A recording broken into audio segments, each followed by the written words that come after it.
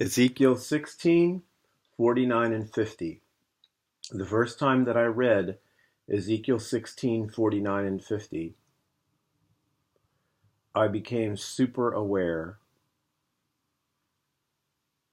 that the Christianity that surrounded me is in exactly this state. Ezekiel 16:49 says, "This was the sin of your sister Sodom." It's talking to Jerusalem. God is talking to Jerusalem as a sister to Sodom, two daughters.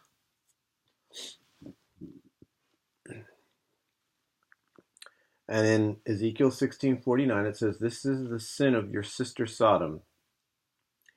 She was arrogant, prideful, majestic." Majestic is spelled wrong.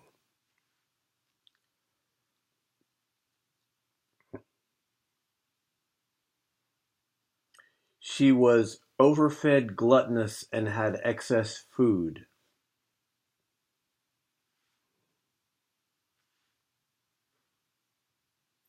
These are two words in Hebrew to English.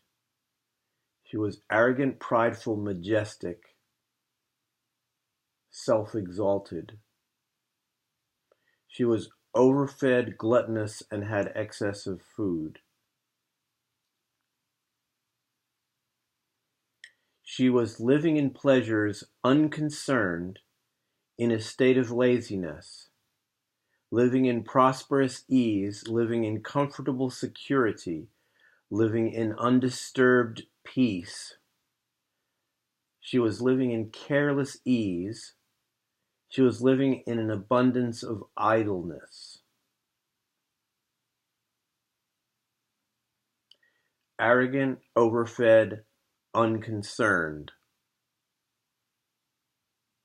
A lack of concern means a lack of the fear of Adonai, a lack of any concern about the consequences for lazy behavior, unwise behavior,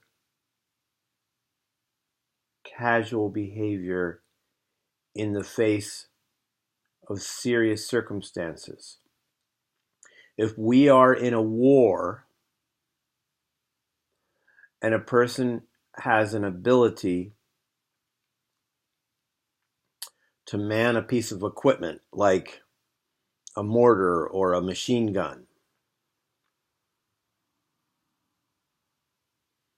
and they just relax and sit there, and they don't use the mortar or the machine gun, and many of their fellow soldiers die because they're just chilling,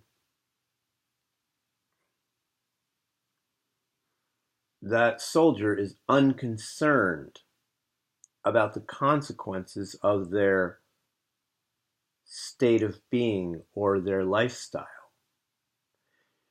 This was the sin of your sister Sodom. She was arrogant, overfed, unconcerned, and she did not care for the poor and needy.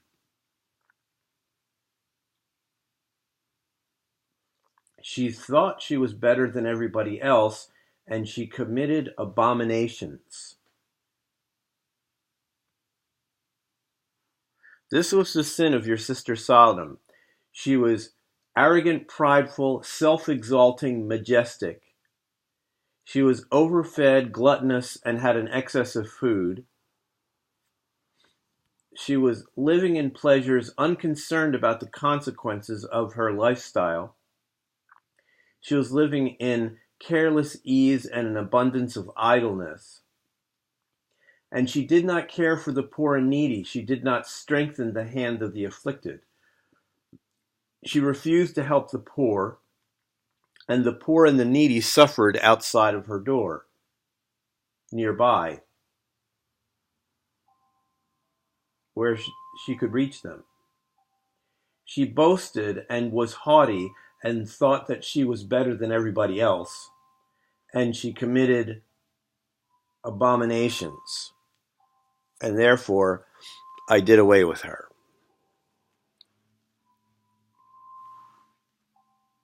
Let's talk about committing abominations. If you have a child and they have an upcoming problem that will come to them in their change of life, and you're a parent and you know all about that problem, but you do not give the child understanding about what's coming up in their life, that is an abomination. That is a horrible thing. That is putting a child in discomfort and danger, fear, and surprises that they don't know how to deal with.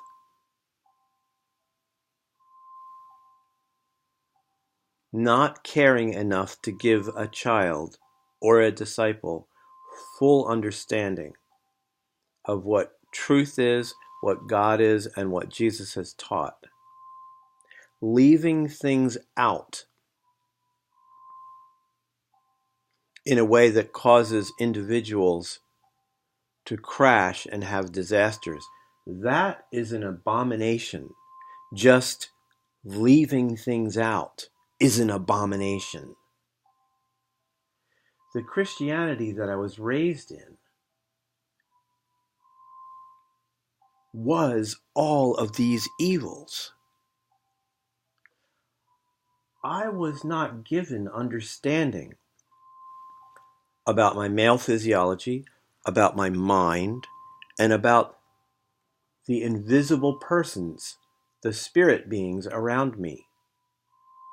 But the peoples who were my parents and teachers and elders and rabbis and pastors, they were aware of these things, and they did not share them with me in my childhood.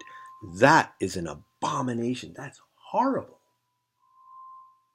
Ezekiel 16:49. This was the sin of your sister Sodom. She was arrogant, prideful, majestic, and self-exalting. She was overfed, gluttonous, and had an excess of food. She was living in pleasures, unconcerned in laziness, in comfortable security, in undisturbed peace. She didn't put herself into any troubles. She just kept herself comfortable. She did not care for the poor and needy. She did not strengthen the hand of the afflicted. She refused to help the poor. The poor and needy suffered outside of her door. She boasted, she was haughty, and she thought she was better than everybody else. And she committed abominations, even the abomination of leaving out special things that bring understanding and safety. This is the work of my life, to wreck all that and to give a different thing, a different transformation. Jerusalem is told, hey, you use the word Sodom to refer to sexual immorality, but the Gentiles around you use your name, Jerusalem, for a worse description. They use the term Jerusalem to mean hypocrite, which is worse. It's worse to know God and his miracles and not perform with him than it is to be like Sodom and just basically follow your sex urges, which is a natural thing that people would generally do. So God is saying in Ezekiel chapter 16 in this passage that Sodom actually looks like a pure, innocent virgin compared to Jerusalem. And then if you look in the Gospels, you notice that Jesus said, Capernaum, you other people, if the miracles that I've done in you were done in Sodom and Gomorrah, they would have repented a long time ago and turned to God. But now you have the miracle power of Messiah and all the miracles of heaven present among you, and you're not interested. You are in a worse state than Sodom and Gomorrah. Sodom and Gomorrah didn't get miracle signs and wonders and proofs. You got them, and you're not interested.